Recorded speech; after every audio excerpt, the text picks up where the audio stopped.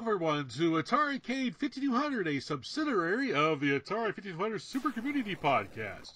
As always, I have the mighty Matt D. Hello, everyone.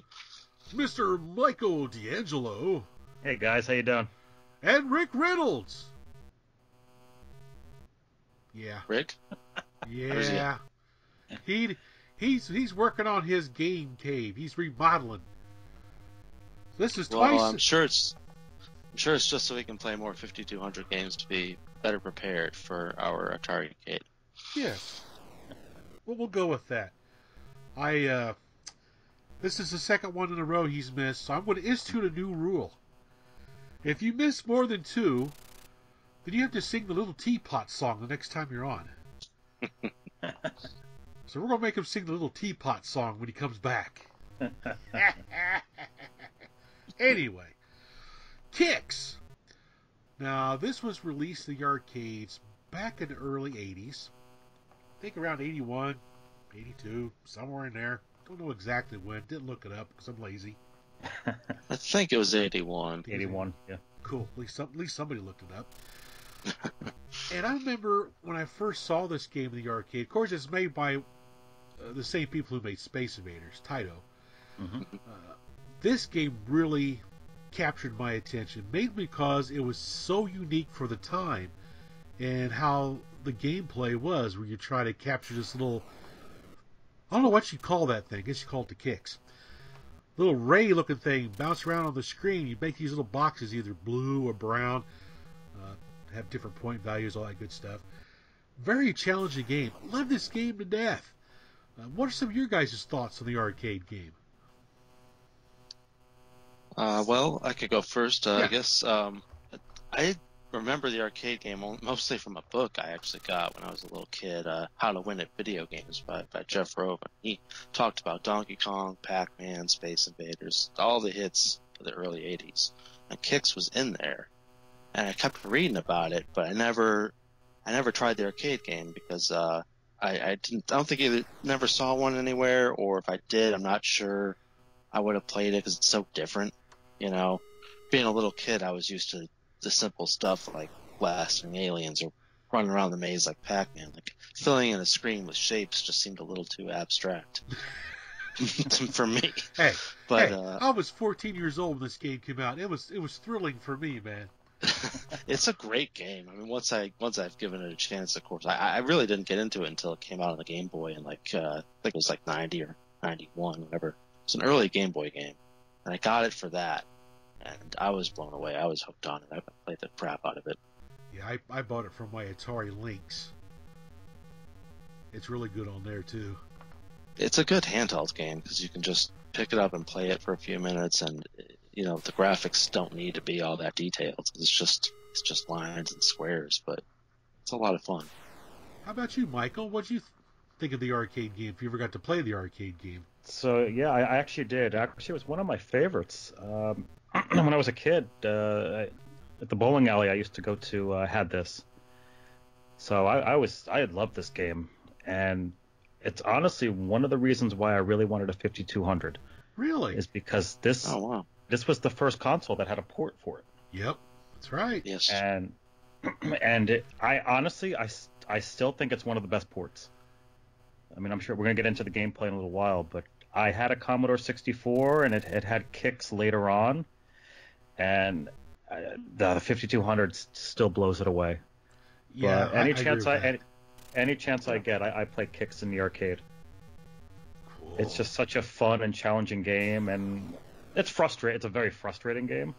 Yes. Yeah. Especially when you got those little, what do they call those, sparks that run around the outside of the screen, and when you start making your little lines, they start running down your lines, chasing you around.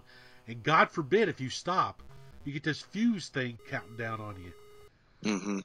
That really adds a lot of momentum to the game. You have to keep moving and not stop.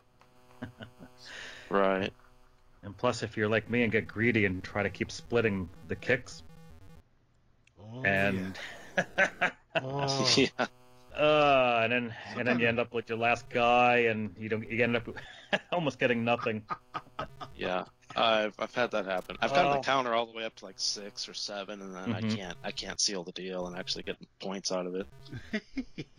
I was trying to beat your score, Matt, and I had 10 times I split it. Holy crap! 10 times, but I died before I actually cashed in on it. Oh! I lost my last life. I was so. Game over, man. Yep. Game over. Oh, that's too bad. Yeah, we'll discuss the scores here after a while. Yeah. Before we get into talking about the 5200 version of Kicks, did you guys see that post I put on there on that homebrew Scramble game? Yes. Sure did. Did you try it out? I sure did. Isn't that fantastic? Oh my God, it's unbelievable. Yeah, it's very impressive. I was blown away. PlaySoft over on AtariCade did that. It's freaking incredible. I'm hoping they make a cartridge of it with a box and everything. That'd be nice, because I don't think it's the same group that did the 2600 version. No, it's not. It's not, but the 2600 version's unbelievable as well, and the box and everything. It's very professionally done. Yeah, it's beautiful. That's Ferg's podcast, man. This is 5200, man. But the 5200 gameplay is real. It was a lot of fun. I enjoyed it. Oh, I really enjoyed it, especially with the auto fire feature and all those different options you can do. That was so cool. I saw the options. I gotta be honest, I didn't get into all the options. Oh, I played with all of them. I just played the default for a while, and I was too busy trying to beat Matt's score on Kicks. So. Oh yeah, yeah. I gave up on that. I'm just going to permanently hate Matt for the rest of my life. He always beats me on the scores. Well, not a Vanguard, if you remember that. You did trounce everybody on that one. Oh, really. That's right. Yeah, I forgot about that. And the Decathlon too. Oh yeah. Oh yeah. Right. I am the gold medalist on the Decathlon, man. That was awesome. Well, it looks like you went to a game show, Matt. Picked up a couple 5200 games.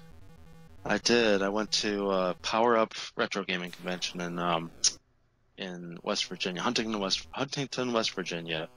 Oh, wow. It's been going on for 3 or 4 years now. They've been having that show, and I try to go every year because it's not too far from me.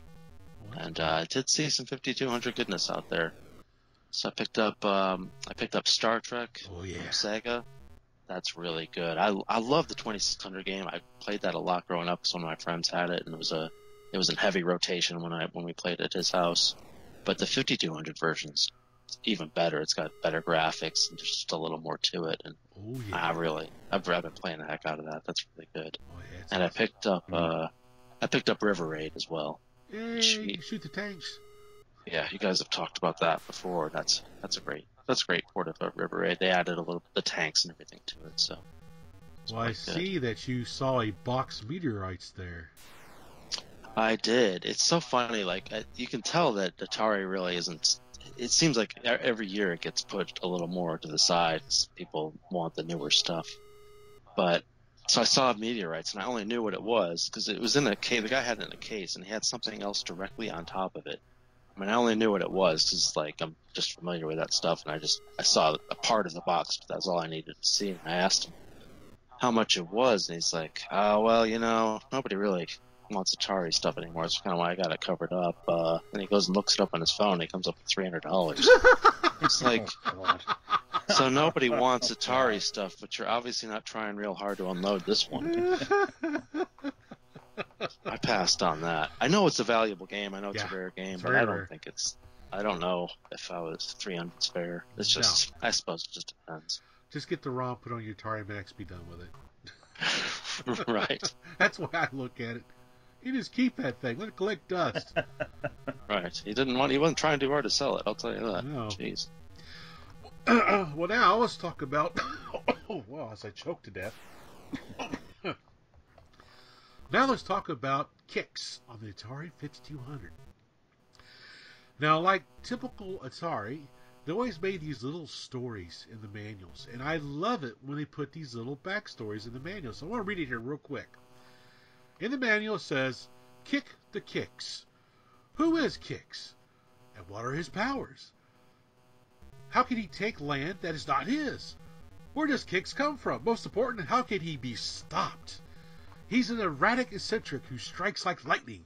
He travels the patrolmen called Sparks, who constantly guard the bordering territories. Kix moves fast, spreading like an infectious disease. His supernatural powers let him to clone himself, thus doubling his threat. Your only defense is to trap Kix and claim your territory. You must use your chromium electronic marker, holy crap, that's a hell of a name, to partition the land, segment by segment. You plan your strategy. You calmly start plotting a path from border to border. Then, when you least expect it, you encounter an additional threat called the Fuse. It hides and waits till you stop moving. Then it travels along your path, crackling all the way. If it catches you, it ignites and destroys your marker. Once you start moving again, it stops and actually awaits your next moment of hesitation. Now you know what you're up against. You must be quick, steady, and careful to diligently reclaim the sea's territory. You cannot be greedy. Use intelligence to outsmart this devious monster. Well, I'm out. I'm not devious. I mean, I'm intelligent. So. I love it when they put those stories in there, man. It's so freaking awesome. Yeah, that's cool. Yeah, it's very well written. It makes the game sound so exciting. Yes, Love it does. So my initial thoughts on Kix on the 5200 is it's really, actually very good. I played this game growing up on my Atari 8-bit computer, my Atari 800 XL. And this pretty much blows that version right out of the water. I didn't realize the game would run so differently between the two consoles because they're both 8-bit consoles. Mm-hmm. The programmers did a heck of a job putting Kix on the 5200. So if you're going to play this game, you've got to play it on the 5200. The 8-bit version just pales by comparison. So let me ask. I don't have the XL version. I haven't tried it. Does that have the 2 speeds? You mean like fast and slow draw? Fast and slow, yeah. It does. The way it works on there is you have to, I forget which way it is, but if you hold down the fire button, it draws at one speed, and if you let go of it, it draws at the other speed. That's right. Okay. That's right. The problem with it is that you're always in draw mode. So, like, sometimes you just want to run around the border. Yes. The screen, you don't want to draw, you just want to keep your marker on the edges of the screen or the edges of the sticks that you've already drawn. It's hard to do that in the home computer version because it's always a draw mode, so just jump right off there and start drawing the line if you're not careful. I had a hard time playing it because of that. Well, the fill is really slow too. Yes, it slows the game way down. Yeah, it's like it's like, okay, I'll go get a Coke. Yeah, the 5200 version is the one to get for sure. Yeah, it's very colorful. It's just a really great. The sounds are absolutely wonderful as well. Yeah, it's a really great port. Yeah. So what do you think about the 5200 port, Matt? I think it's a must-have for the 5200. It's a unique game. It's one of the few pre-crash home ports of the game. Like Michael said, it's only on the Commodore 64, Atari home computer, and the 5200. It's out of those three, it's easily the best version of it, and it's one of those games that you can always play again. It has great replay value because you always feel like you can do just a little bit better, Oh yeah. I highly recommend it, and it's a common cartridge. It's easy to you can pick it up pretty cheap. I got a box copy for not much at all. Yeah, I've seen them pretty cheap in my travels. I don't have a copy, but I've seen them pretty cheap.